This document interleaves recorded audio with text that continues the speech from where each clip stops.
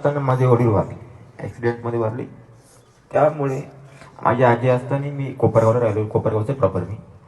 त्यानंतर वडील वारल्यानंतर मला माझ्या मामाने सांभाळलं. मला आणि माझा एक मोठा भाऊ आहे, आता ते 12 झाले.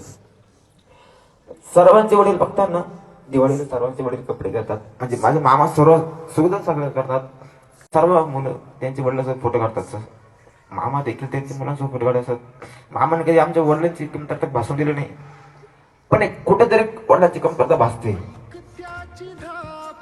मी नाही शब्द आहे, मी काय जास्त बोलू शकत नाही. माझी आई 200 रुपये शर्ट कापलं डिप्लोमा जातो, त्याची फी भरलं, पैसे नाही आम्ही कसं ऍडजस्ट करून पाठवलेले.